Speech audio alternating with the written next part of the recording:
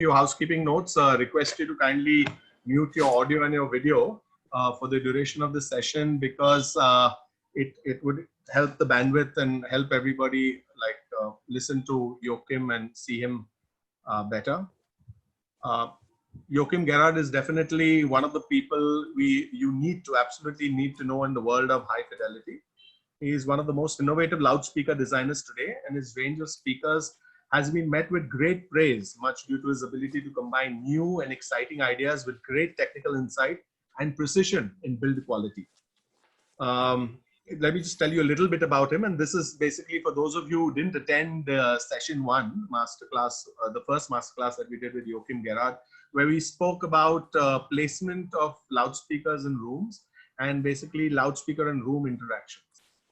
Today, what we're going to discuss is that the bane of all audio people, subwoofers. You know, how many subwoofers, where to put them, how do they interact with the room, what are the frequencies that subwoofers reproduce. So Joachim's going to cover all of this and give us his unique insights into subwoofers. He has built a fair range of subwoofers himself, and he has worked with the greats.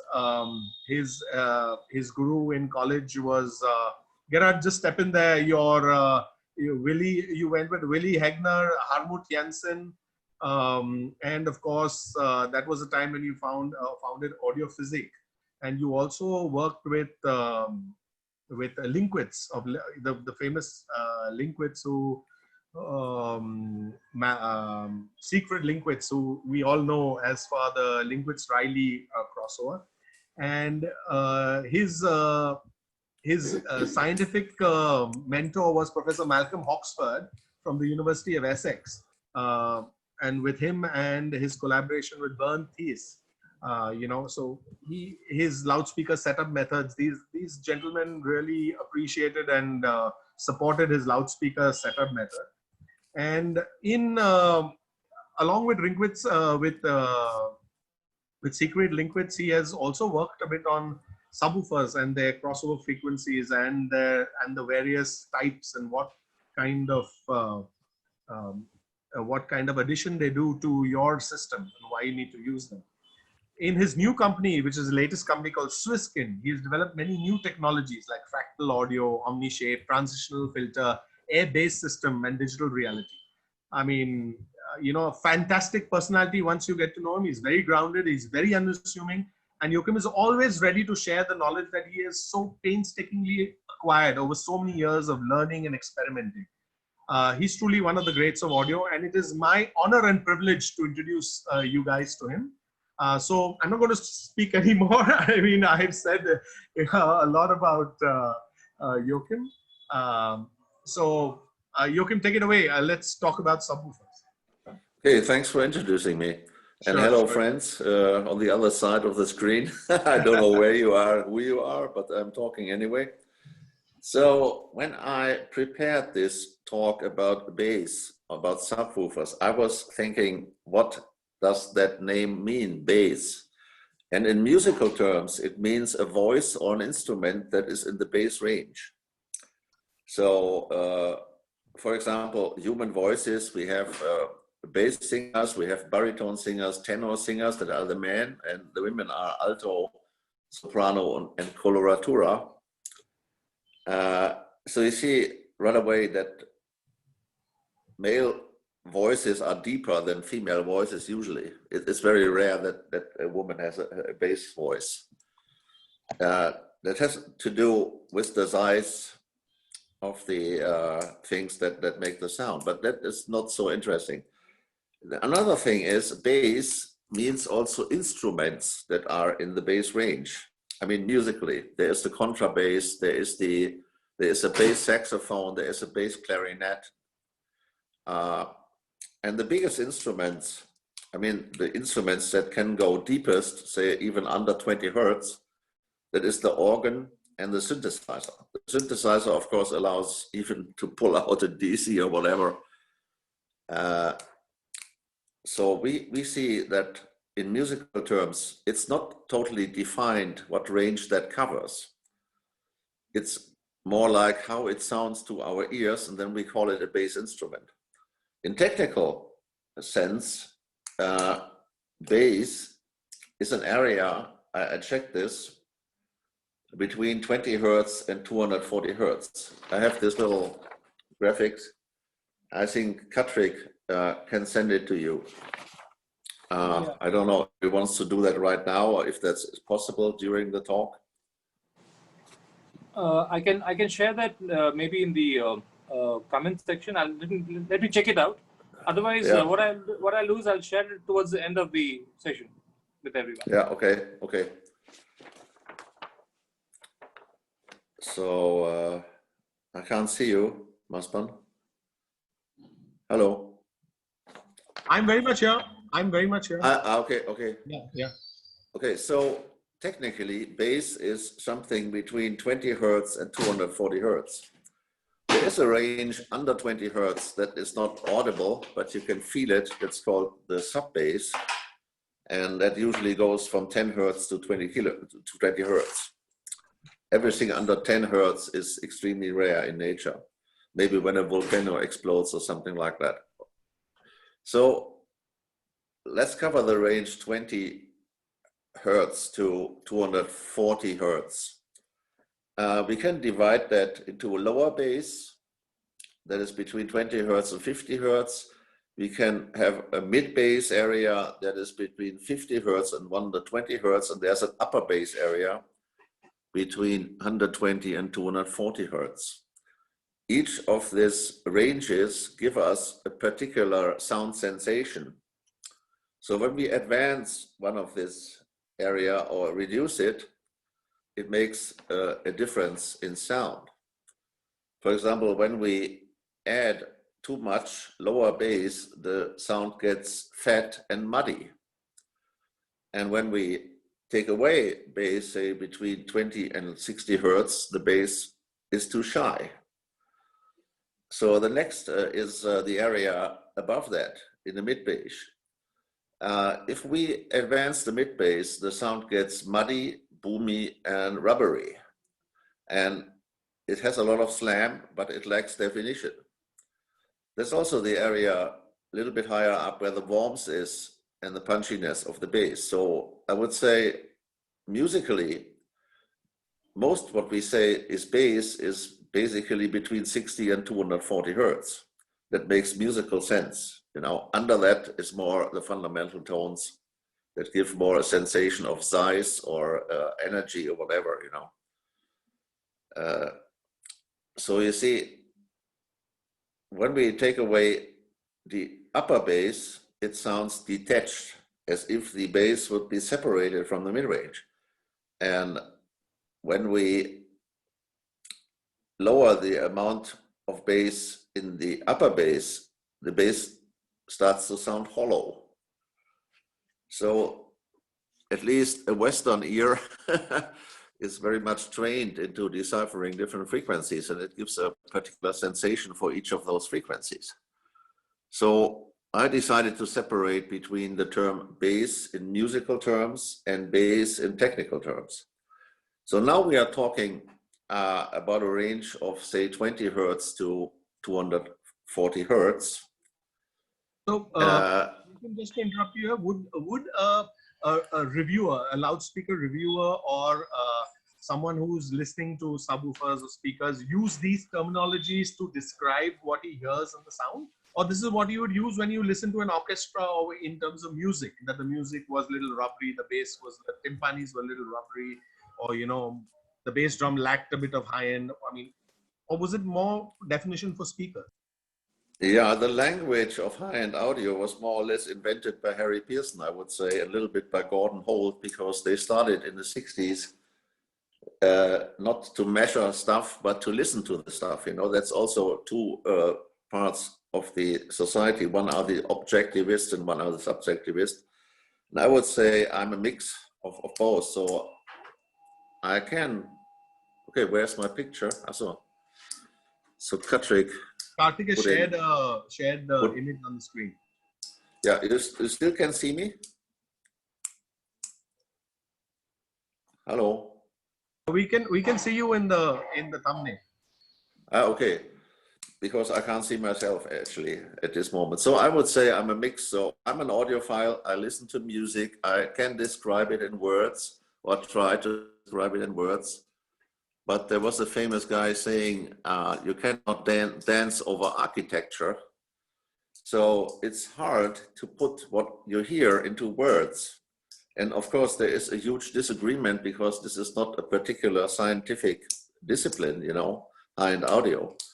But of course, there are some things that Harry taught us. One was the word soundstage. He really alerted me to the idea that you can set up a stereo system and it sounds very three-dimensional, and you can also focus on different instruments. So somehow he set the pace for all of my work later. And sometimes you need a word to describe something, and then people realize it's existing. So he was really inventing the language of high-end audio. And he had words for the bass too. He said the bass sounds very black, or the bass is very dark, or whatever. You can invent all sorts of language. Yeah, I've noticed that some reviewers use color to describe sound. You know. Yeah, they do that, and a few people on this world, even they're called synesthesists. So when they see a color, they hear a sound. That is a psychological thing, you know. When I was younger, I was better at that, and for me, bass was always green. So, yeah, did that answer your questions, or do we have more detailed questions? Yes, perfectly. There's Joachim, there's a question which is relevant to the discussion right now. So Sandeep is asking a question which basically is, what is colored bass and what is uncolored bass? Yeah, okay, when you see this little graph you made, you can more or less see it. It's even in colors. So Do you want me to zoom anywhere, any particular area? no, it's okay. The you bass, see the bass under, say, 40 hertz, you see when you boost it, it sounds like boosted bass. And when you take it away, it sounds tight. And when you take too much away, it sounds thin. In a mid bass, you have fat, muddy bassy, you have muddy, boomy, rubbery, and stuff like that. So there are descriptions of the various areas. And I found these descriptions quite well. There are other descriptions. I mean, everybody has his own language. It's very hard to talk about music, you know, in technical terms. Of course, we listen to a speaker and we say, wow, this one has a really nice deep going bass, and the bass is very clean and it has a lot of slam and it has good rhythm and pace and stuff like that. So we can try to describe what we hear. The question is if the other person understands what we are talking about, but that is an information theory problem, you know. That is also when we talk about anything, about food or a wine or a nice car or a cozy house or whatever. Everybody has a slightly different reference of frame, you know.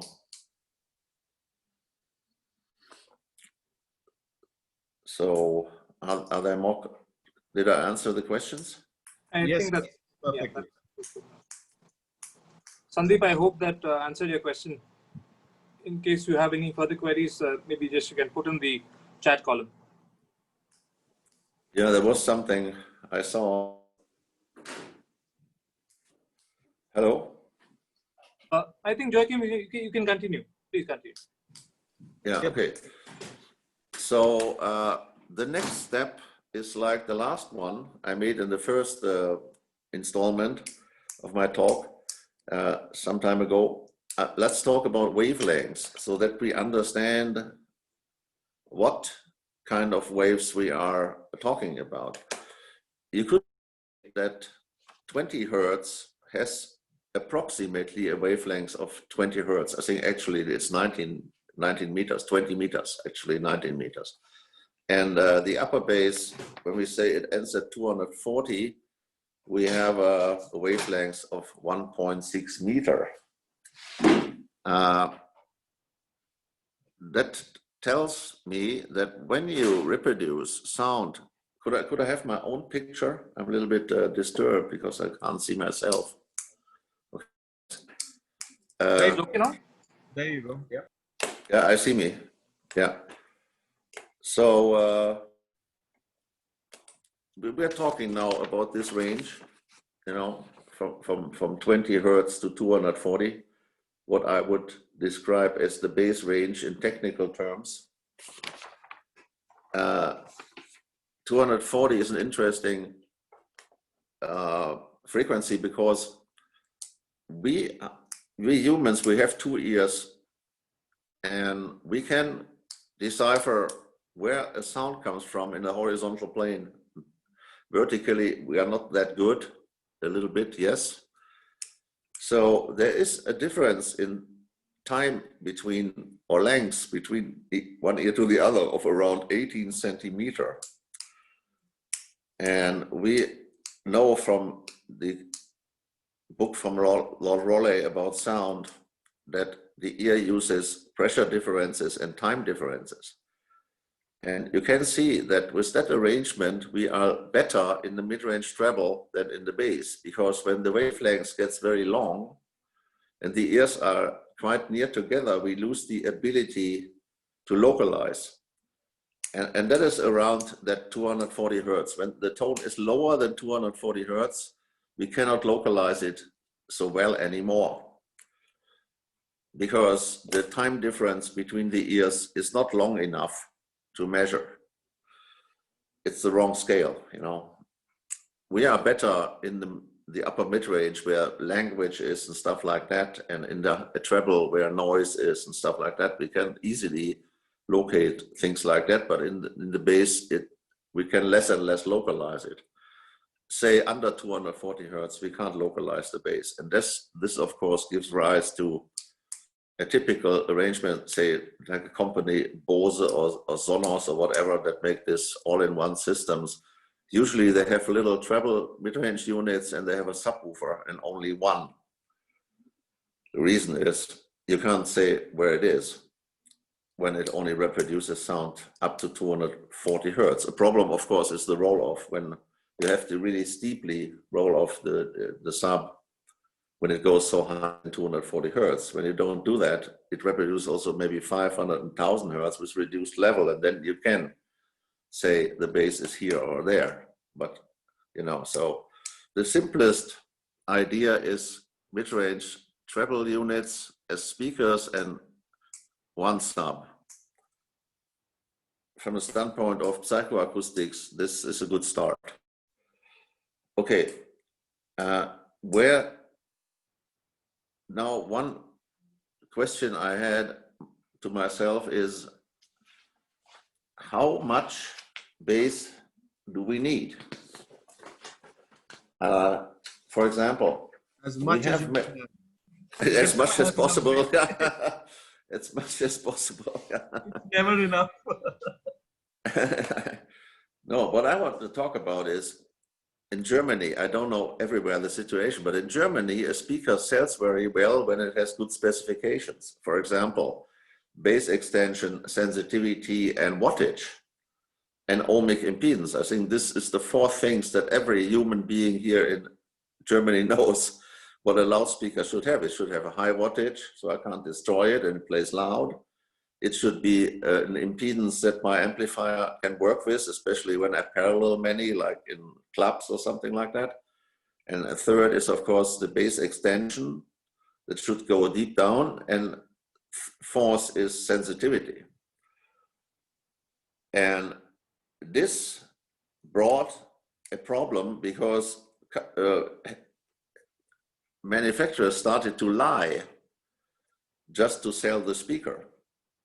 So a typical spec would be 100 watt, 8 ohm, 90 dB sensitivity, and the bass goes down to 20 hertz, 20 to 20,000. And you can say this speaker covers the whole range of human hearing.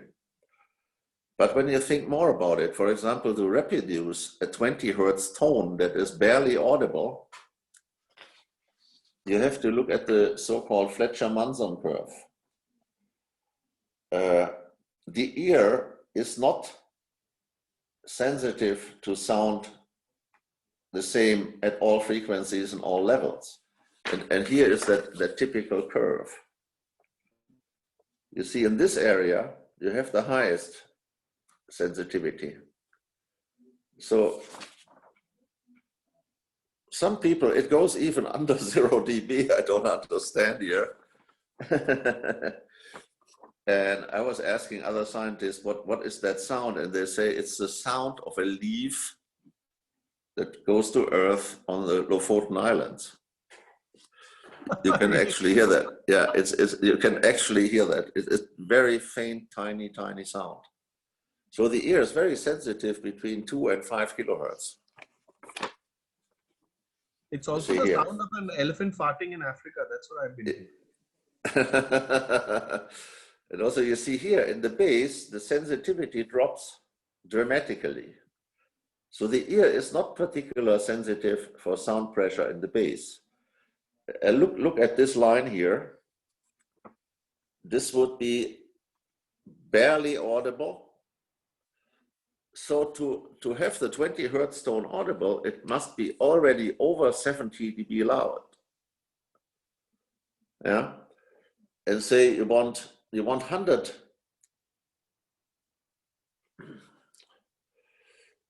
And that means that a loudspeaker that has only, say, a spec of, say, 20 Hertz minus 3 dB, but not a spec how loud it can go, makes no sense.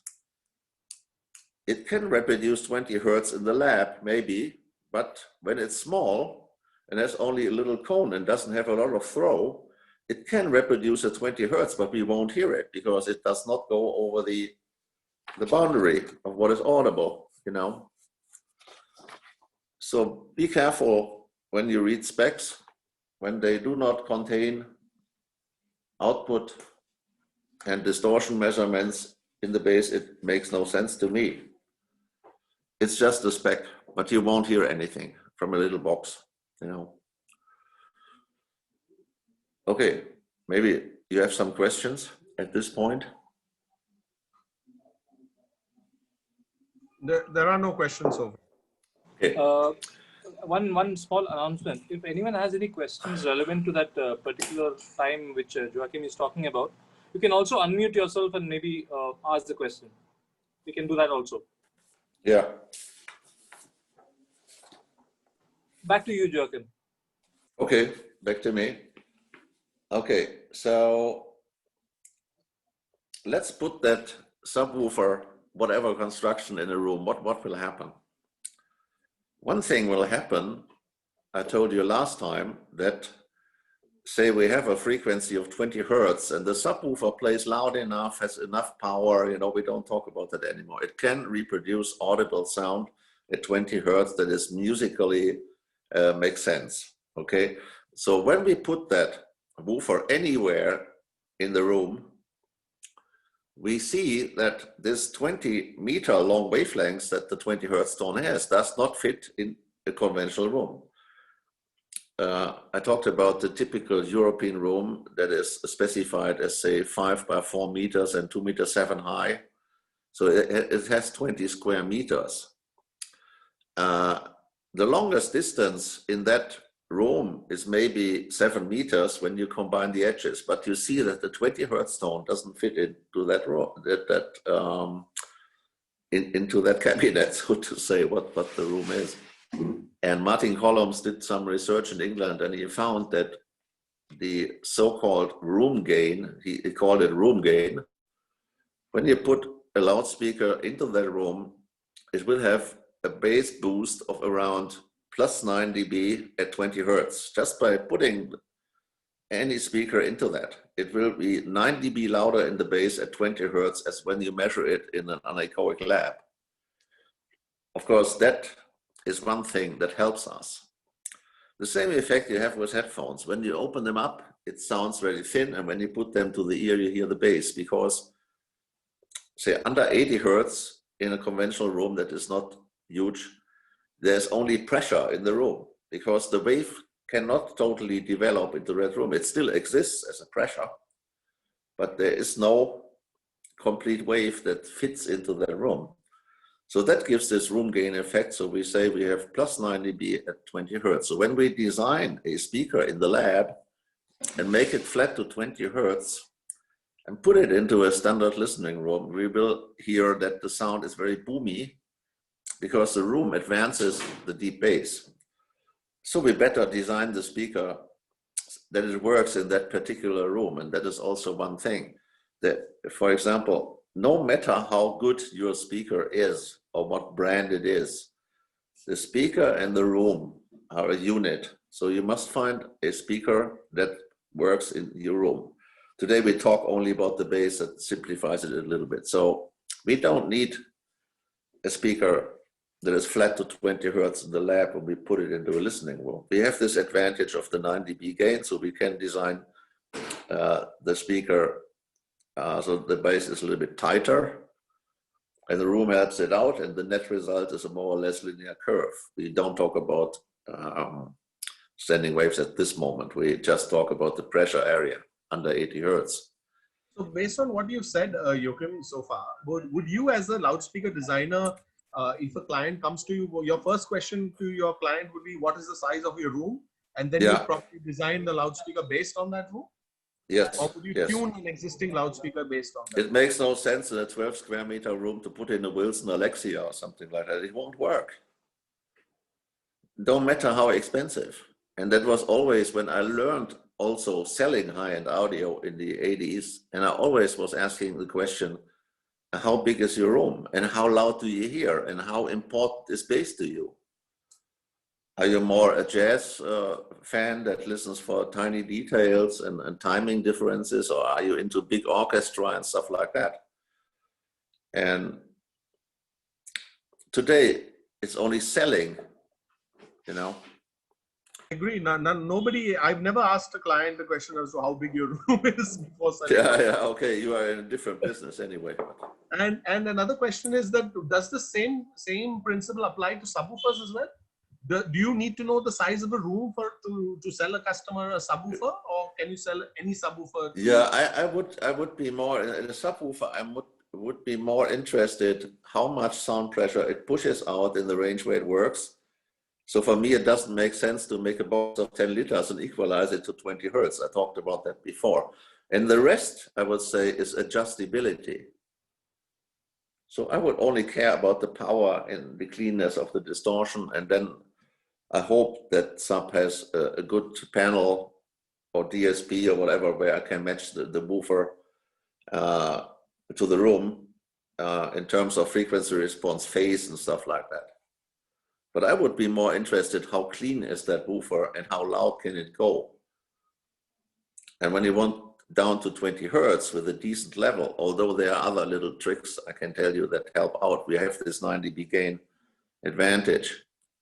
So we have to lower this point by 9 dB. Yeah. So we win 9 dB, and then it's a question of adjustability. And when we made subwoofers in the 90s from Audiophysics, we had some really nice knobs on there on the remote. That one was saying room size. And another was saying, is it a hard or a soft room? For example, in Japan, they have these paper walls. And in America, they have wooden walls, and we have brick walls or concrete. That makes a big difference how stiff the room is. So we called that room stiffness. And then we had other things that were not technically, but the customer could really adjust audibly the subwoofer.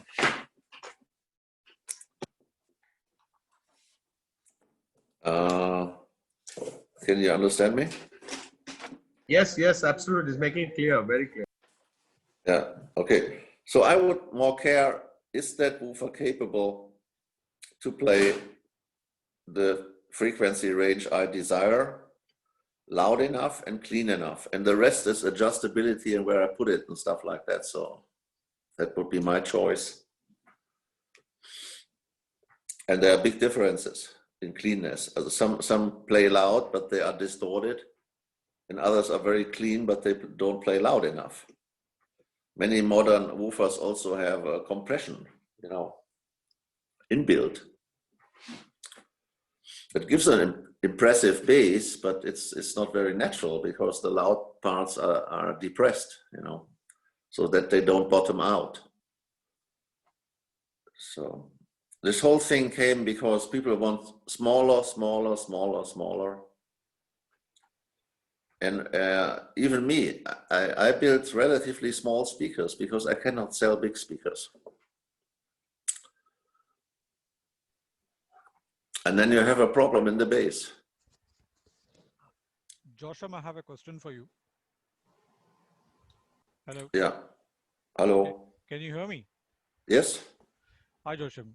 Joachim, I have a question in which, see, we have rooms of different sizes, different dimensions. You either end up with a cube or a rectangle or whatever the kind of stuff, So what is the way you feel to achieve a subwoofer which performs like an infinite baffle? An infinite baffle, you mean inbuilt into the wall? Yes. That's a good idea, actually. And when you look in studios in the 60s, 70s, when they made these famous rock recordings, they all had that kind of thing. The speaker was built into the wall, and that, of course, helps you in sound pressure. It adds 6 dB. So that's also a trick to enhance the sensitivity in the bass by putting woofers in the wall. Extreme low frequency advantage. Yeah, 6 dB gain by the ground plane effect. Yeah. And they had huge woofers. I mean, they played loud. Nowadays, that's not more the case. I was in many studios and most of them listened with mini monitors. So some of the recording engineers don't even know what the low frequency amount is they recorded. Of course, they listen also with headphones. So I don't want to talk bad about those kind of guys.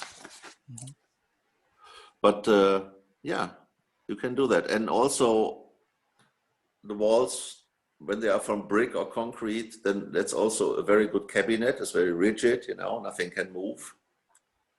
So it's a kind of good idea, yeah, when you have the means to do that.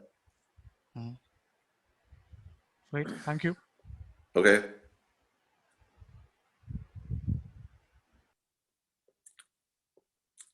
There are more questions? No, you can go ahead. Okay. So now we say we have chosen a particular subwoofer. It goes, say, to 30 Hertz, and it can play 100 dB at 30 Hertz. So we hear it as 60 dB, Here's 30 Hertz, 100 dB, the pressure, and this is what we hear.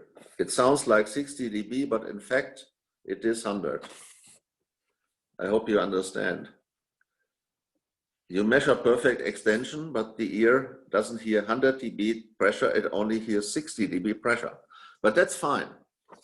We don't need much dynamic range in the bass.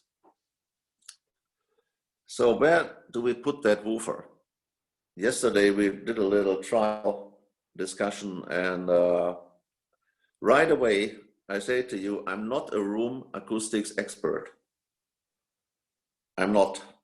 There are other people more talented or work on that problem. I have a basic understanding about room acoustics, but I more worked with placement and not so much with reverberation time and all that kind of stuff. I know, of course, about it. I have opinions about it, but I'm not an expert. So where should we put that woofer? Say we use it only up to 80 Hertz and have a relatively steep filter. So no matter where we put the woofer, we cannot say where it is because we lose the ability to localize under 240 Hertz. And by 80 Hertz, frequencies are already so deep that when it does not rattle, what gives out higher frequency than desired, I would say it's inaudible where we put it. But of course, there is a difference if we suspend it in free space, we would only have this 9 dB room gain. That is always everywhere in the room the same. But when we put it on the floor, we have a 6 dB gain. That is because sound waves, they expand like a bubble. So when we take away half of a bubble, we win, because it's like a mirror and it doubles the output to 6 dB. When we then place it not only on the floor, but close to one wall, we win again 3 dB. So we have a gain of 9 dB there. And when we put it in a corner, we have again 3 dB, because we only have 1/4 now of the bubble, of the upper bubble. So I would put the woofer in a corner as a first try, say, because we have this 9 dB gain advantage, plus the 9 dB room gain, and that helps our poor little woofer to sound a little bit louder, say in the 20 to 40 Hertz range. You could imagine it's like a Klipschhorn in a way, you know, when you put a speaker in the corner. That was Klipsch's idea, to use the gain of the corner.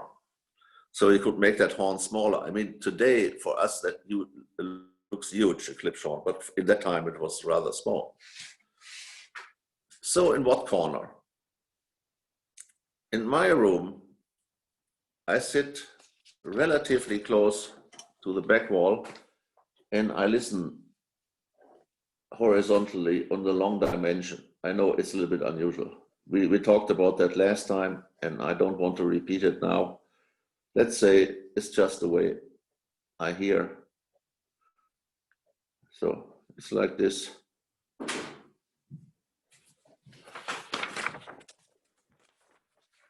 I sit relatively close to the back wall and the loudspeakers are placed on the long dimension. And they are angled. So that gives the advantage that the horizontal reflections come much later than the direct sound, and the effect is that you hear more what's on the recording and less in your room. So I would have 4 possibilities now. I could put the woofer here, there, or there. One thing that limits it, sometimes people have, say, a window here or whatever, or a chair, or you cannot always use 4. I can use, in my room, I can use this corner and this corner. When you put the sub here, it's a little bit further away. And when you put the sub here, it's a little bit closer. So that placement would have the advantage that it sounds louder from that point. And of course, we don't have much delay, you know. And when you are very clever, then this delay is approximately the same delay than this speaker. Of course, this one is further away. You cannot reach perfection. When you want to make a symmetrical layout, you could put the single woofer here. That makes sure that the timing between both speakers and the woofer is the same. But sometimes, again, here is a window or here is a door and you can't put it there. But that would be also an alternative. The only difference is you win only 9 dB at this point and not 12 dB in the corner. So it's 3 dB less sensitive, but the advantage is the traveling time from the woofer to the speakers is the same left and right. It's a symmetrical design, yeah. Okay, that's you can do with one woofer. You can do another trick we talked about yesterday. You can put the woofer even here. And one of my friends, Heiner Marzion from Suesskindaudio, he built a sofa with an inbuilt subwoofer. He called it Twofa or something like that. It's possible. That has the advantage that you get the full effect of the subwoofer. You listen to it very close, and I didn't try it out. I find it a little bit strange when something under my body is vibrating. But that's also a possibility. Of course, you can put the woofer anywhere in the room, not in the corner, not at the listening seat, not in the symmetrical situation. You can put it here, there, there. Then it gets very complicated. Because, yeah, it will sound very different if you put it here or there and there. It's nearly impossible to calculate it with pen and paper. You really need a kind of simulation program. And when you go to 2 woofers, 3 woofers, 4 woofers, when you make arrays, it gets even more complicated. And I'm not an expert in that. Yeah. So this is the possibilities with one woofer. This corner, this, and that. Not one of those, I think, is superior to the other. The only thing you can do is try it out, adjust it, preferably by ear. You can also measure and then look where is the best position. I do not have any preferences. But Joachim, my question to you, and this is a question that must be going through a lot of people's minds, is that if you're going to cross over the woofer at, say, a certain frequency, let's say 80 hertz, just for argument's sake. So the woofer is going to handle all frequencies below 80 hertz, and the main speakers are going to handle frequencies above 80 hertz. So where does this time issue happen out here when they're not producing the same frequencies? They would never interact, right? They would never, because... Yeah, you know, Mr. Manga taught me how it should work optimally, you know. Every loudspeaker, you can represent it as a step response. And it looks like this.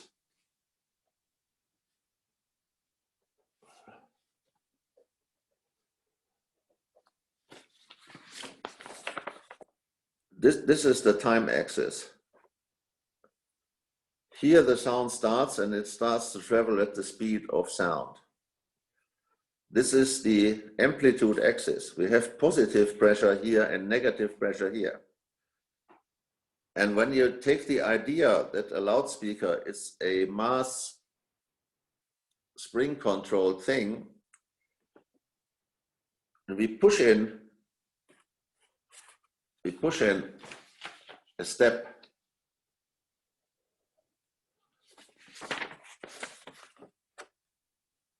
The easiest way is connect a battery.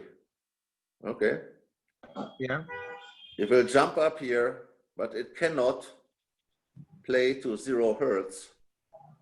You cannot hold that pressure constant with one hit.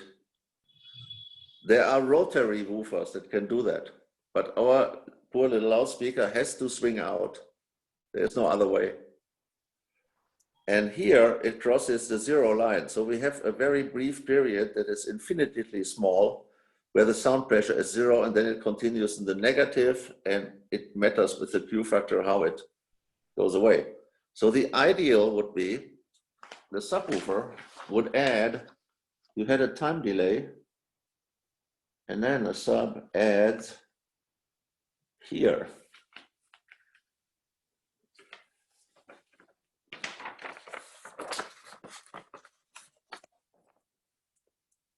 So the sub needs this delay, and then it only produces negative pressure, and the part where it starts to pressurize the room negatively is exactly here at that point where sound pressure is 0. And this is the way how I design my 3-way speakers. From the mid-range to the bass, I do this here. And unfortunately, it's not a totally flat frequency curve. And of course, I'm trying to make the best compromise between timing and linearity of the frequency response. The problem is that many people only think in pressure or in frequency response. They don't think in timing. And but this is very important. If that woofer, for example, would be conventional, it would look this way.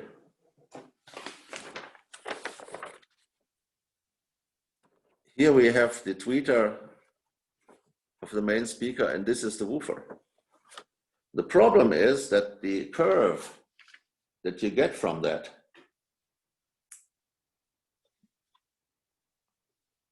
positive pressure, so da, dann da. Yeah. The problem is that it is a multi-event. You have the first event here where you make the localization, and then here's the second event. The ear reacts to localize on positive pressure. So this satellite subwoofer combination may have a totally flat frequency response, but from the timing, it's wrong. Because the woofer says, hello, I'm here, you know, and then the ear localizes it. Not that it's there, but there is an event. Manga always talks about events, you know, so I do it optimally, I mean. And also in subwoofer, it's just that a subwoofer, maybe the main speaker is more wideband, say like this. Then the sub would add here. You see, the more wideband the main speaker is, the higher the time until the sound pressure is 0, you know? And this open time is used for localization, and it should be not smaller than 0.7 millisecond. That's another problem. It has to do with the two-ear thing, the difference between them. So once you start to think about time, it's very different than you just talk about pressure or about frequency response. That's only one thing. The other thing is, in which direction does it move? Or is it a multi-event system? That's also a discussion I had very deeply with Siegfried Linkwitz, because the Linkwitz-Riley is a multi-event crossover. And I could prove with dynamic signals, like a sparkle or something, or a crack, that the Linkwitz-Riley sounded different. But when you play music that has a very low crest factor, it may not be that important anymore. But of course, today you just pull a knob and then you can compare Linkwitz to linear phase in the DSP. So try it yourself if you hear a difference or not. I would recommend impulsive signals like drums or bells and whistles, triangles. In normal soft music, when many players play and you have multi-events anyway, it doesn't make a big difference because it's a wash anyway. But when we play single impulses, we could hear the Linkwitz.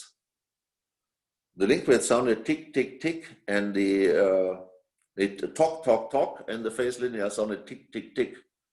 So the Linkwitz elongated the impulse to a sound that sounded more talk and not tick. When we put in a needle impulse, like a Dirac, just it sounds like step response. Sounds like this. And the Linkwitz sounded talk, talk, talk, and the phase linear tick, tick, tick. But when we played big orchestra stuff like that, there was not much of a difference. So that means that the Linkwitz-Riley is today the most used crossover in the world. But the Linkwitz-Riley is a phase linear crossover, isn't it? It is phase linear. No, it's not phase linear. It has 360 degrees phase rotation from 20 hertz to 20,000. It's not time coherent, but you could call it in phase. There's an in-phase crossover. So both drivers are in phase over the whole range. They are out of time. That is the advantage, because he was caring about different sources, and a loudspeaker can seldom be made to be a perfect coaxial thing. So the tweeter is sometimes maybe 10 centimeter higher and a little bit back or a little bit forward from the woofer. And he wanted to find a crossover design that is not so sensitive for lobing. Lobing is another issue. I could talk hours about lobing, but he wanted that the tweeter and the bass are always in phase. There's also a second order that I often use because it has a little bit better timing performance, but then you have to turn around to tweeter because that makes only 180 degrees of phase rotation. Whereas the Linkwitz makes 360, what is a total turn. And that allows tweeter and mid-range to be positively phased. I don't say anything bad about that. It's a good way to build a crossover. It has a good radiation pattern. It's steep, relatively steep. It's fine. I built many speakers with Linkwitz Riley. For example, the Allegra Sonics that had a mid-range tweeter, Linkwitz Riley, but in the bass, I used my system that I learned from Manger. It's more or less a third order with a time delay. So the bass is delayed in time and then added negative. That allows me also to put the woofers on the side where people don't understand how did I do that with the Virgo and the Avanti, where the woofers on the side where they said, oh, the woofer comes too slow, it has to be on the front. I said, no, the woofer has to come at that point where the mid-range goes to zero pressure. And then it adds perfectly well in terms of timing. Yeah. How do you get a time delay in passive crossovers, or was it an active crossover that you used? No passive. I use the geometric position of the woofers. They are already on the narrow speakers I made, they are back. So the time from the woofers to the mid-range, the woofer needed more time, and the other stuff is done in the passive crossover. Yeah. So the time delay was done by physically aligning the woofer so many centimeters away from the tweeter, or? Yeah, so some optimum position I found over the years. It's also not very important how high you put them and stuff like that, but I'm still using that principle. I made for Bauer Audio, I designed a new speaker that has side-firing woofers, and for the Joachim Gerhard collection, I did that too. I didn't do that for many years because people would then say, oh, he's copying Audiophysic, but I am Audiophysic, you know, I invented it, so Yes, you are. I can copy me. And they have a different system now. Manfred at Audiophysic, he designed another, it's an inbuilt, you don't see the woofers. He has a kind of system that seems to work very well. So I do not feel any problems now that I again make speakers with side-firing drivers and people can't tell me, oh yeah, he's copying somebody. I invented that in '89. There were speakers with side-firing woofers, but actually the role model was the Snell Type A. The even definitive technology does a side-firing. Then there was Audio Research had a speaker that was called the Magic Speaker that was designed by Cantor. That had a side-firing woofer, but not two. And Cave had, of course, this push-pull thing inside a bandpass. You know, my invention was not that great, but it allowed very slim speakers. And at that time, there was maybe only Sonos Faber that could build pretty as me. I had the best veneers, I had the best wood. I came from the wood industry. I studied furniture design. Today it's different. Everybody builds beautiful things because all they have a CNC lathe and they have all these possibilities. And people look more than they hear. That is typical for a modern time. I can understand that. I thought it was only in our country. country. We have to teach the people again to listen and to appreciate what is quality.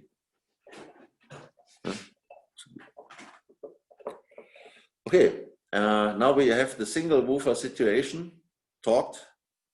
Is there any question about that? So is there a certain limit to how far behind you can place that single woofer compared to the main firing speakers? Because then definitely that time delay would take over and then you wouldn't be able to align them. In my room, it's not a problem. I tried out all 4 corners and also free placement and also wall placement. And after adjustment, I got more or less the same result. So I now put my subwoofers where I can put them conveniently. But I have another system in my home. It's not, in my system, I have an artificial dipole. We talked about that. It's an electronic dipole. There was an article of Trashkovsky, was in music and design, but somehow I cannot access the web page anymore. So there was a paper about what I do in my home, because now I wanted to talk about 2 woofers as a next step. I hope that's okay. Yes, yes. In fact, we would be interesting to know how you would place 2 woofers. Yeah, okay. And why 2 woofers? Yeah.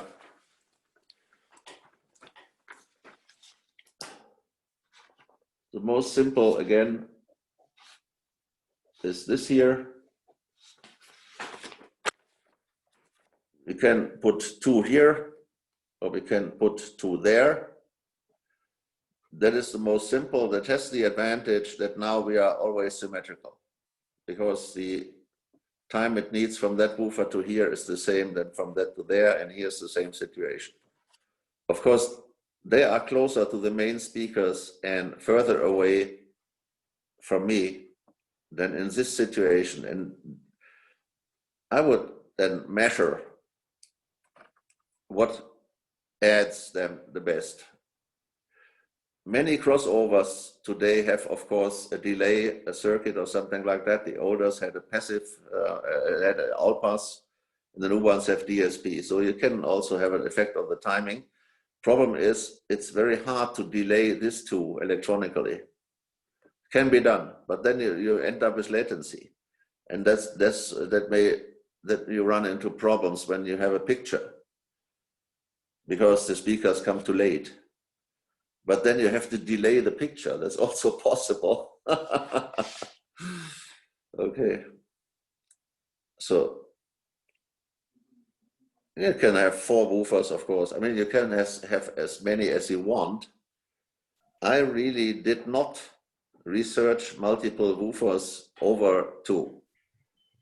So others did more work. And you talked about Floyd Toole, that does not recommend to put the woofers in the corner.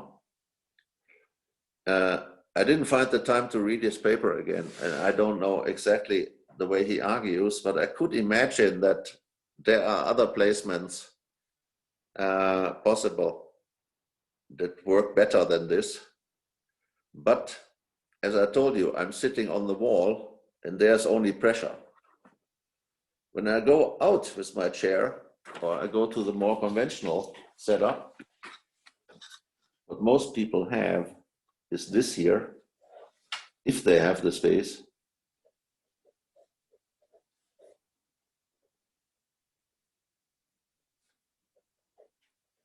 So this is what most people have. They sit more or less free in the room because maybe Kadas or anybody said that. And the speakers are relatively close to the walls and relatively far away. So that's typically most of the setups out here, I suppose. Yeah, that is maybe 90%. Somebody teach people to do that. I don't know who it was. Maybe Kadas, maybe Wilson, I don't know. Any famous guy says, please sit in the middle because you sit away from the walls, and put the speakers on here to let the room gain helps them. And Wilson has this zone of neutrality thing where he tries to find out zones here that are less prone to problems than others. In that situation, when you sit middle in a room, I can imagine that when you put woofers in the corner, you get a problem.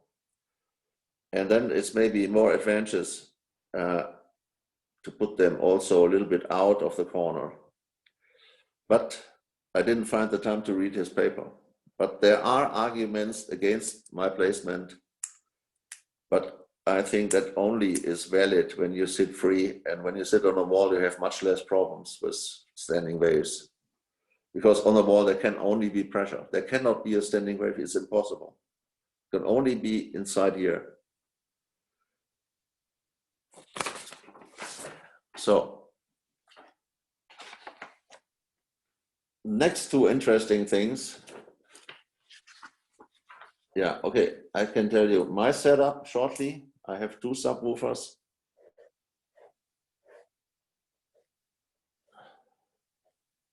A question that would arise at this point, Joachim, would be why would somebody want to use more than one subwoofer? And if you're using, say, two subwoofers, would you feed the left signal to the left sub and the right signal to the right sub, or would it be like a summation signal going equally to both subs? Okay. I know the work from Griesinger, and he said that he prefers stereo subs. There is some space encoded even at that low frequencies when you have a horizontal wave. It creates an effect of space. But then you have to read his paper more carefully. Maybe I have a wrong expression or something like that. Just read Griesinger. He researched why he prefers stereo bass. But you just said and you stated that below 240 hertz, you can't really localize the subwoofer. So how would you know that the wave is moving from left to right if you can't localize it? Because there is a wind. It's been hard to explain. You cannot localize a single one, but you can localize two. Because the time delay of both is a short frequency. That would be one explanation. That you can localize two better than one when they are in different positions. Of course, when they are in the same position, it doesn't matter. But say you put one in the corner and one free, and put a stereo signal in there, I could swear that some interesting interference patterns appear at higher frequencies. There is different signal and adding signal. When you make a tone of 50 hertz and 200 hertz, there's also a tone at 250 and at 150. This is intermodulation, but that's complicated.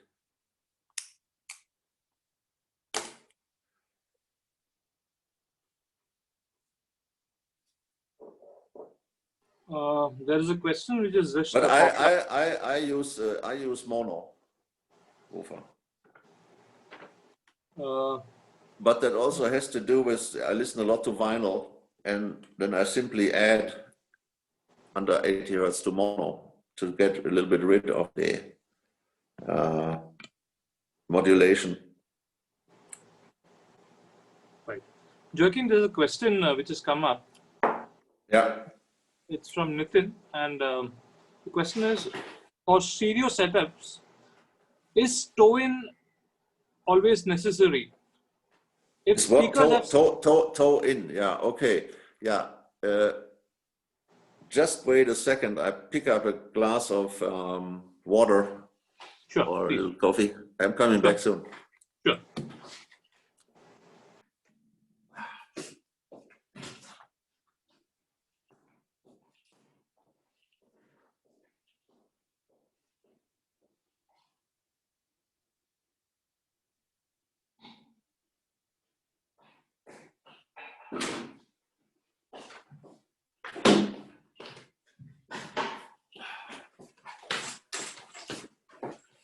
Haben wir drin noch einen Klebebandabroller? Ich weiß es nicht. Unten habe ich sowas. Hallo? So, können Sie mich jetzt wieder hören? Hallo? Yeah. Go on, Joachim. Yeah, okay. I think there are basically from normal speakers, I mean, two-way, three-way dynamic speakers, I would say there are two philosophies. One philosophy is to angle the speaker in more or less, and the other is to put them parallel and straight. Some of my competition does that. Those speakers are usually designed to be a little bit peaky on axis, but when you measure from the listening point at maybe 30 degrees off axis, they are flat. That gives a sound that is very spacious because the side reflections add this spaciousness. And other people like me, I prefer speakers that are optimized for 10 or 15 degrees. Then I angle them in, not extreme, but that I see the inner edges. so that the sound reaches the ears. There is even another setup that's more extreme, to cross the speakers acoustically before your head. I think Jordan had some ideas. That also requires a speaker that's designed with a diffuse field EQ, so that treble is advanced on axis, but off axis it's fine. Yeah. So it's not required, but you have to live with the horizontal reflections, if you like them or not. Nitin, I hope that answered your question. Yeah. Please go on, Joachim. Okay, then I just want to show you how I have set up my system. I have two woofers here and there, and this one is simply phase reversed. And that creates what Kreshkovsky called an electronic dipole. You know, in my room it works, in another room it may not work. It may also work better when this is a little bit time delayed, you know, because from here to there, it's less time than from there to there. Actually, I never made any measurements. I adjusted that by ear. And that is, anyway, my preferred method. I think it's extremely difficult to set up a bass subwoofer with measurements. It's very simple, because when you measure where you sit, yeah, you may move the ears a little bit left and right, and you have totally different results. And the ear is integrating by itself. So I listen to my system subjectively in the bass. I adjusted it by hearing. Also, streaming sounds a little bit different like CD, and CD sounds a little bit like vinyl, different from vinyl. Classical music can accept more bass than, say, jazz or pop music. So I listen to a lot of different kinds of music, and I listen to different sources like vinyl, streaming, and CD. And then I try that most of the recordings sound good. That is not perfect for everybody, but I'm more a convenience listener, so I do not like to adjust my system during the listening. Of course, you could make an IQ curve for each and any recording. I had a cello audio palette for a certain while, but then I got bored. I just want to listen to the music, even when it's not perfect with all music, but when I have a good, say, medium quality everywhere.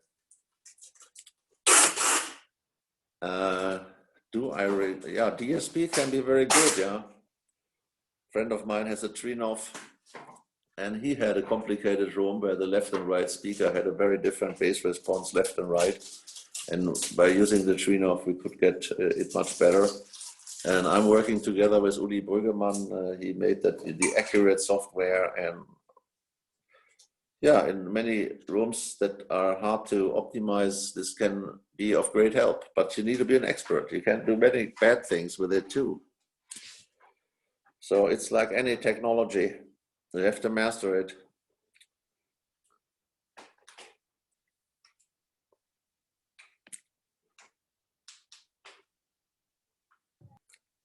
Would you have a particular kind of procedure to set up for setting up of a subwoofer in a stereo system?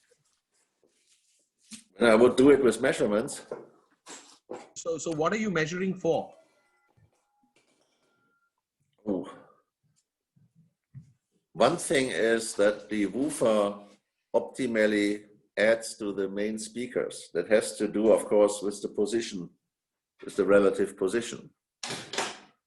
A symmetric alignment would be easier to measure than asymmetric alignment. Sure. And I would not measure only at one point in space, but maybe in a cube of maybe a size of 1 meter. So that I try to make, say, 110 measurements on a grid of a cube, and then add them together and see what is the medium pressure at that point. What can really happen when you measure only at one point, it can be very good at that point, but very bad 20 centimeters further. But as I told you, I never adjust subwoofers by measurement. I adjust them by hearing. Sounds a bit strange, huh?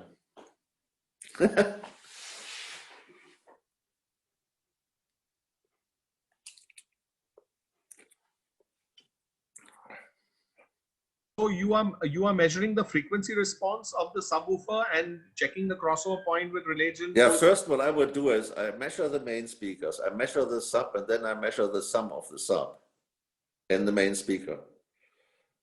So say we make the simplest thing and we put one sub here, huh? Because we can't put it anywhere else. And we sit here. That was a simple thing. Then I would measure this speaker, I would measure that speaker. Then I would add the sub and measure the sum of this and that and this and that and find a compromise. I cannot change the position, but I can change the volume and I can change the phase. Many subwoofers have a passive all pass where you can add, delay, or they have a switch where the woofer can be positive or negative. And I would try first that I get the maximum addition. And then maybe it's too loud, then I can reduce the volume of the woofer. But first I would measure for addition, what is the best pressure addition without a lot of holes in the response. We talked about holes before. Holes are very hard to equalize. A peak is no problem, but a peak can be very well equalized. So even when, say, the pressure you measure now is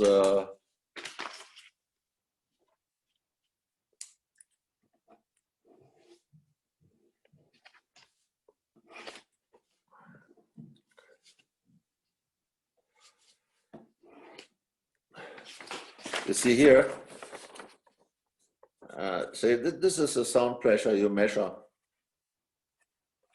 This is for one box, and the other may look a little bit different because it's a little bit closer. So the other looks maybe like this. So, okay. And then you make a mono signal and measure both together. And then it's very easy. You can equalize these peaks. But do not equalize the holes. So you can equalize this away.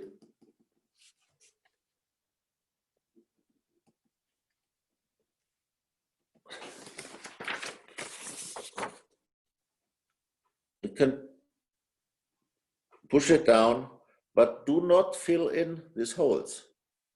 Then you lose bits, or it can even happen that the hole gets bigger when it's 100% interference. When you put energy into that, you get even a bigger hole. We talked about that yesterday. So at first, I would not care that the response is totally flat, but that you get a maximum effect for adding the woofers.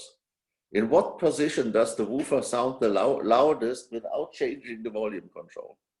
So the first thing I would listen to a bass heavy piece of music, and then I would flip this woofer plus or minus, and then I would fine adjust the phase so that the main result is that I get maximum addition. I do not care about holes so much.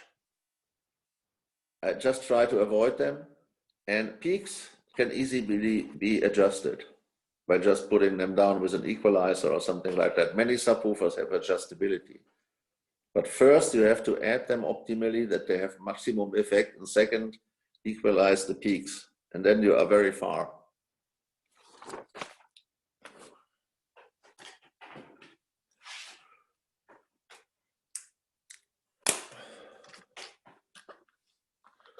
Okay.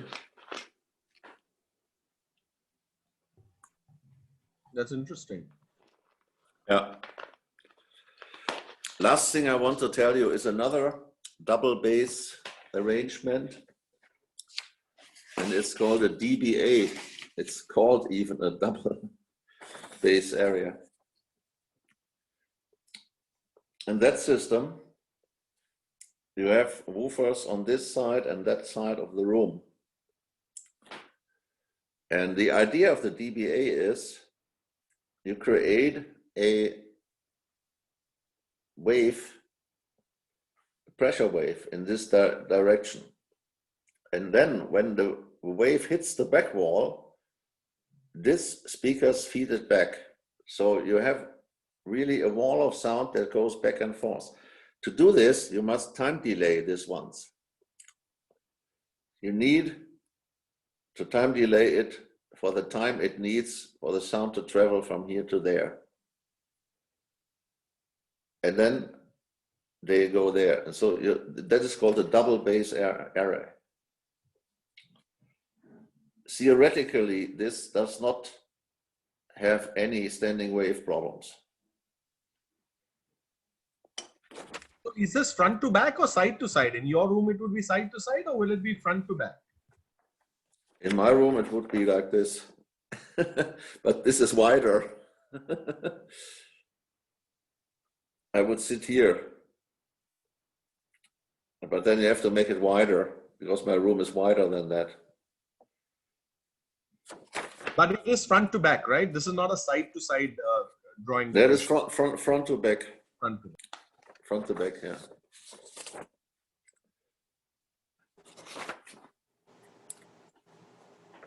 So, Joachim, one moment, please. Mehul, if you can hear me, can I request you to ask your question directly? Because there seems to be slight confusion about your question. So if you can unmute yourself and ask the question to Joachim directly.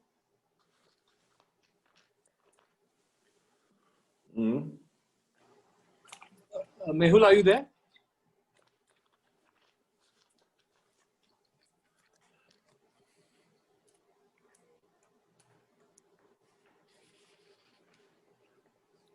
So his one question is, how do you equalize peaks if they are modal frequencies? No matter how much we try and cut that hum, it will go down hardly a bit. That was one of his questions. Yeah, that's a question which is unanswered. Yeah. Sorry, can you hear me now? yeah. Yeah, so that is what was my question, that don't we need to first calculate the modal frequency set of the room, because the humps that we are seeing could very well be the modal frequencies and not the characteristic of the subwoofer. And if they are modal frequencies, then no matter how much we try to cut, it will not go down.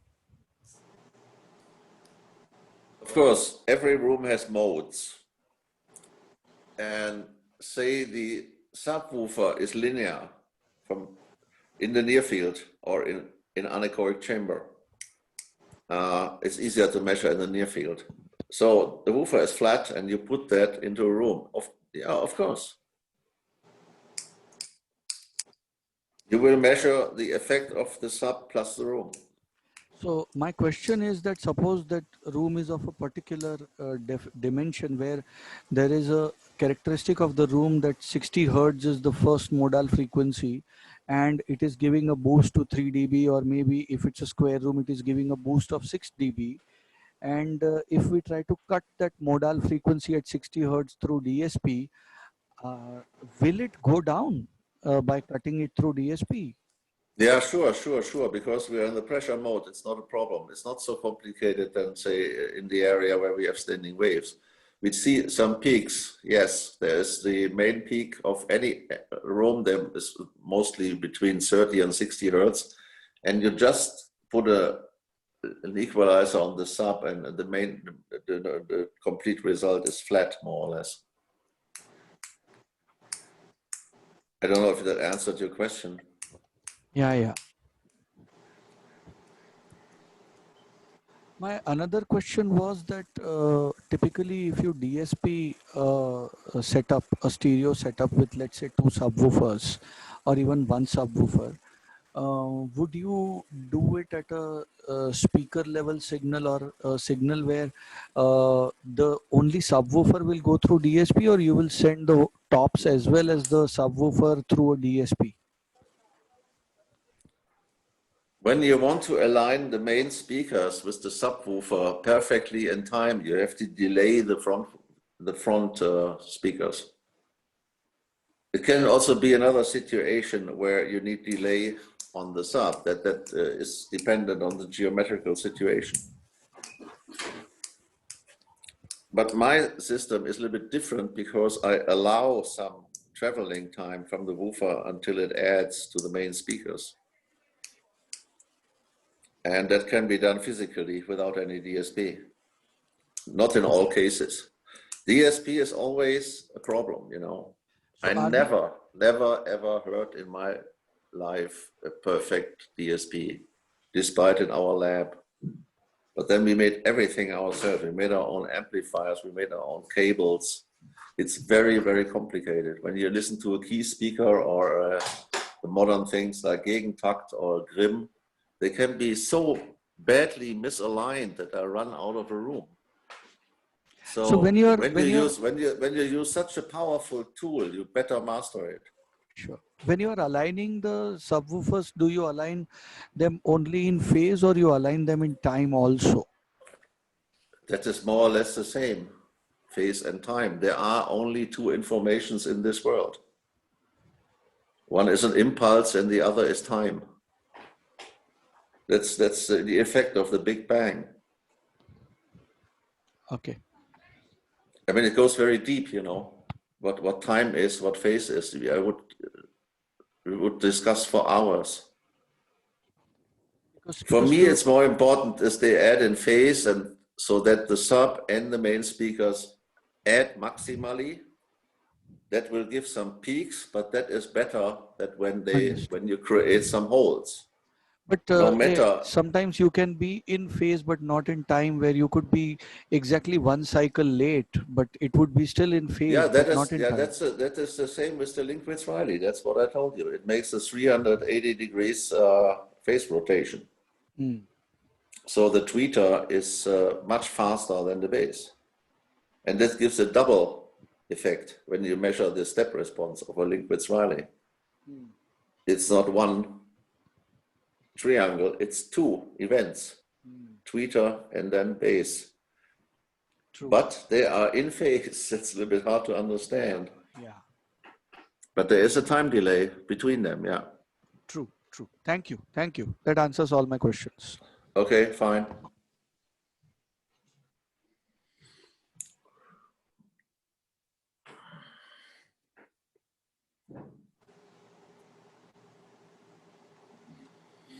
Joachim, are there any other points that you would like to cover in this session? No, I'm done. You're done? And yeah, sure, because I do not want to cover multi subs because I'm not an expert on that. Okay. The maximum I did was 2 woofers. And then I reached the point where I was satisfied, and then I didn't go any further anymore. But when you talk about sub arrays, like Geddes did or Hawksford, that is something else. But who can live in a room with 4 subs that are in the room? I cannot imagine a situation in the lab, okay, but at home, you know, I always told you last time that I've only focused on speakers in the home. Right. I do not make studios, I do not. But you always have the option of turning the subwoofers down, right? You can put like I know for a fact that Cat Audio, the guys, they install 100 subwoofers in a room, in the ceiling, in the walls, and in the floor even. That's what they claim. The system comes with 100 subwoofers. But then they turn the whole volume down. So like each sub is really not playing to its full capability. Yeah, that gives very low distortion. I saw a system in Vienna, it was at a discotheque, that was also huge. But Joachim, I like your practical approach of not asking too much of impractical placements and hardware into the room, because it could all sound very nice, but your customers don't allow that. So that's true. I give you full marks there that your approach is very practical and doable. Yeah, I have to focus or I get crazy. Yeah. I mean, we have customers where we struggle with telling them to put 2 subwoofers, and I don't know how to convince for 4 subwoofers unless we demo it and unless they happen to understand it in that half an hour. Yeah, I mean, at the end of the day, it matters if your customer likes the result in sound and how it looks. And when he's satisfied, I'm fine. Of course, you could look at it more from an abstract point of view. Advancements in sound, stuff like that. And that is promised very often with all kinds of things. But I saw a lot of those high-tech solutions failing in practice because the dealer or the salesman is not able to adjust it or doesn't find the time. So I mean, my classic question to you is typical, once again, the old question, but I want your views that given the same amount of money, would you prefer a big floor standing speaker full range, or would you prefer 2 bookshelf speakers with 2 subwoofers? What would your personal preference be? I think monitors with sub, yeah. Okay. The problem Same is with big speakers, they are wide, they are high, and sometimes the drivers are quite far away. So I rarely hear a big speaker that has good imaging and focus. And that is much easier to do with a two-way. It's more narrow, it's more compact. I also think so. Thank you. Thank you. Yeah. Because when you want bass or you listen to rock and roll or you want more volume, then you may prefer the big one. But I would certainly go for the small one with the subs. Yeah. Joachim, there is one question from Saurabh. Saurabh, can I request you to unmute yourself and ask the question? During a quick question regarding open frame bass, so or open subwoofers or open woofers rather, not subwoofers. Yeah, there is 2 possibilities. One is a pressure modulator. We talked about that right now. That is simply a speaker in a box. It can be reflex, it can be closed, it can be a horn or whatever. I don't want to talk about that so much. And then there are the open speakers like a dipole or a cardioid. Those speakers are ventilated in the back, and that makes them not pressure modulators, that makes them speed modulators, you know. I forgot the English name for it. It's velocity. Velocity, yeah. Yeah, you modulate velocity. That has advantages. One advantage is you don't have any cabinet resonances. So the sound has higher speed, better timing, it's more clear. The main disadvantage is sensitivity because a baffle starts very early to roll off when it's not very, very big. Say the baffle is 1 meter by 2 meters. Then it starts even to roll off under 200 hertz. So you end up with low sensitivity. And to manage that, you need woofers of big diameter, have a long throw, and then you run into distortion problems because loudspeakers distort less when they don't have a long throw. I personally like the cardioid because it's a good compromise between sensitivity and size, and still it's kind of open in the back, so I don't have much problems with box resonance. And yeah, and some designers say that a velocity modulated subwoofer has less room resonances than a pressure modulated. We discussed that for years, but I do not see any very clear evidence that this is true. I think the effect is because the box is open, you simply have less resonances mechanically, so it sounds cleaner and clearer. You just have to manage the size. Joachim, I have a question as a loudspeaker designer. Could I when you follow design that a up? subwoofer. Sorry, could I just follow up on that open? Sorry. Oh, sorry, yeah. Yeah, I built myself 2 15-inch per side as you said, size is a big thing. And now placing them in the room I was playing, you know, depth from the front wall as well as from the side. And the room modes are definitely there. I pick it up as I walk along the room with a measurement device. Yeah. But yeah, at below 30 hertz, there's nothing. There's nothing at all below 30 hertz. And it's a H frame that I built, so not a flat baffle. An H frame is yeah. So more cardioid than plain open baffle. Yeah. Any recommendation on that? Should I try and do front and rear as you were doing, rather than One doing thing left is, and right? one way to add pressure in a dipole is just build another one and put it behind. That was done by Celestian. Another thing is you must really look that the side firing, I would do it in such a way when I would build a dipole woofer.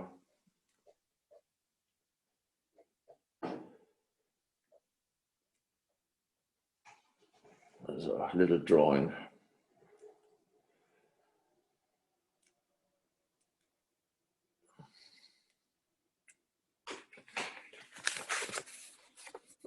You can put them on the wall, you know. That's the side walls. Yeah, they move this way. Right. Yeah. I saw that at an American professor, I forgot his name, he was also a friend of Lindquist. That system sounded excellent. It was, I think, 30 centimeters stacked. And he put them on the wall. That worked really well. Here were the main speakers, and he sat here. Okay, so you are much more near field to the open frames on the lower frequency than on the higher frequency. No, this is a dipole subs. They are put on the side. Right, and the mid-range and tweeter are further close to the front wall. So you are sitting further away from the higher frequencies and closer to the lower frequencies. Yeah, that was true. We put it in the middle of the room out of some reasons. Okay, got it. Thank you. I'll experiment with that. But that way you win 6 dB of sound pressure. Correct, because you are blocking off the side. Yeah. Yep, right. I'll play with that. Thank you so much. It's an interesting thing. Yeah. I always wanted to build something like that, but I didn't find the time.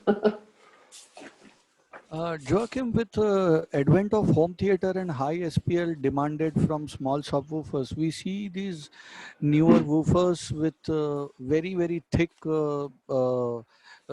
woofer surrounds and large excursion. The X-Max is very, very large on those woofers. that comes from the car industry. When you make a speaker cone very heavy, you can make the suspension stiff, and then you end up with a very low VAS equivalent volume. So you can put that thing in a smaller box. The only thing that you cannot circumvent, no matter what, is throw times area. That is always valid. It doesn't matter what construction. So you can make the box smaller when the VAS is low by making the suspension very stiff and the cone very, very hard or weighty, and make a very strong magnet system.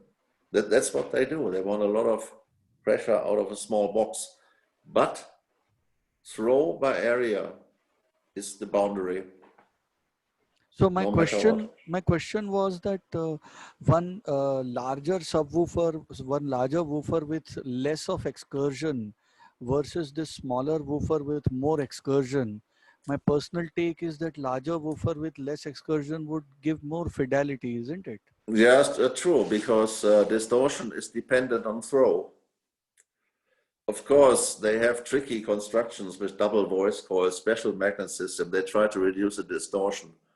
But if you would build two woofers with the same, say, magnet system, the bigger one with the bigger size would produce less distortion, yes. Because you need less throw for the same effect because the area is bigger. And loudspeakers are so-called monotonic devices. They distort less and less when you reduce the volume, until you reach a point where the volume is so low that you run into problems with scratching, or it's called rub and buzz.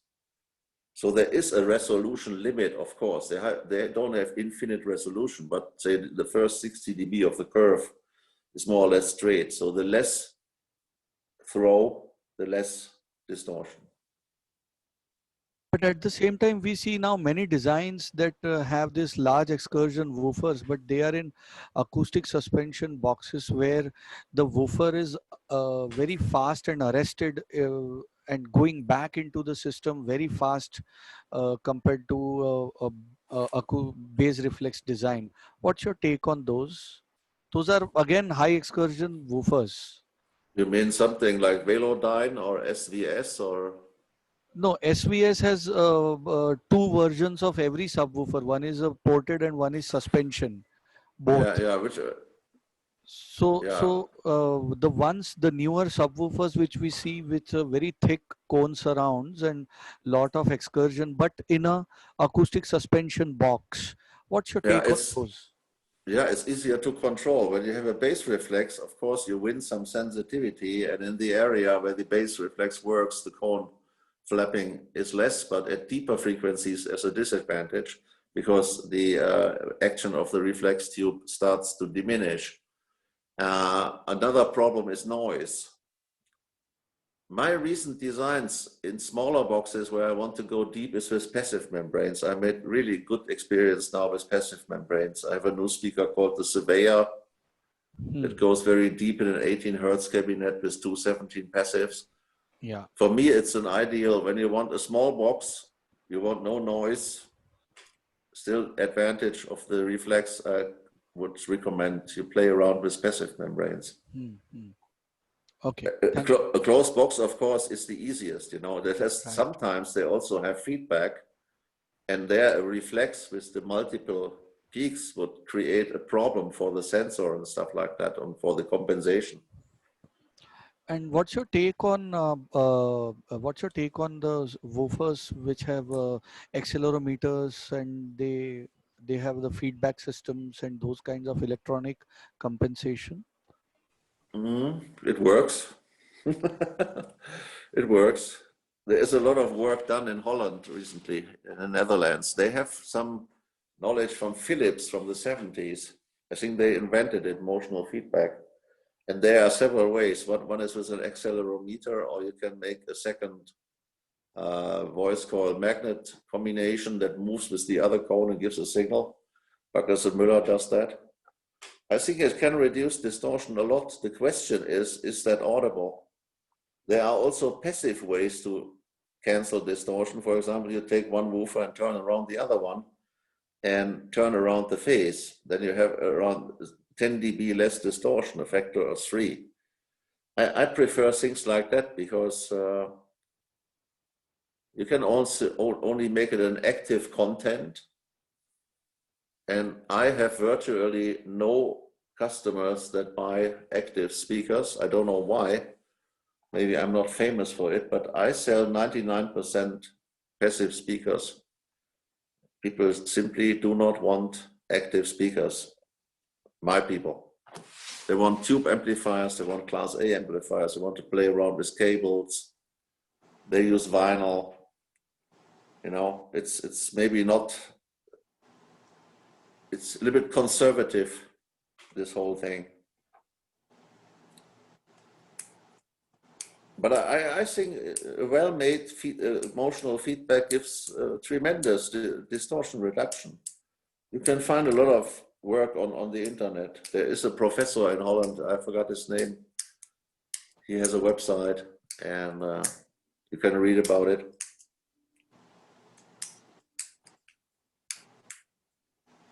Right. I think we are coming towards the end of the time frame. Yeah. Are there any more questions from anyone else? No, I think we've covered it all. Yeah, just to follow up to the feedback subwoofers, does the feedback control, and if you mix it up with DSP, you know, like the Rhythmics do, does it really help in accuracy and frequency domain, or is it mainly on the distortion side, the benefits of feedback control plus a DSP? You can make a perfectly flat speaker passive. I think that's not such a big difference. On the other hand, distortion is hidden in the fine structure of frequency response. So it may look flat, but when you look at the fine structure, you see wrinkles. There was Professor Farina in Padua that found that out. So in the microstructure, you get a flatter response with emotional feedback. Thank you.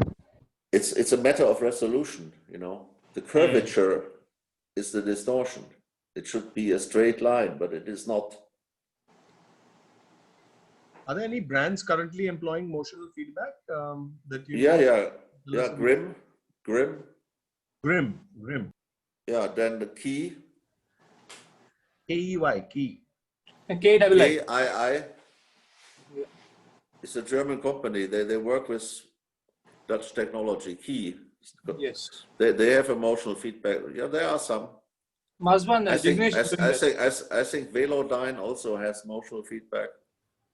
The Yamaha YST, is it with motion feedback, the subwoofers? I think they bought this system from Sweden. It's a complicated system. It has some feedback, but it's a bridge circuit. I do not think they have a accelerator or something like that. Bang & Olufsen does also. Yeah, there are some.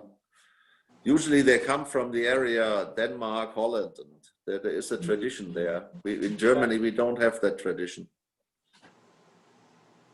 I would not know many German subwoofers that I have motion remember feedback. JMO used to have their THX certified one, used to be with servo control.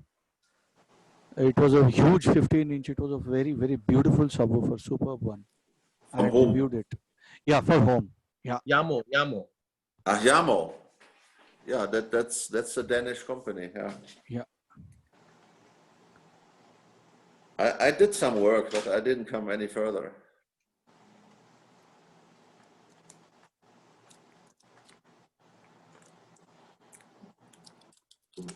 Right. I think with that, let's call it a close to the session. One last call for any more questions from anyone else. If not, I think we'll end the session. I'll just request Mazban once again. I think he's on a call. Meanwhile, any other questions from anyone else? Right.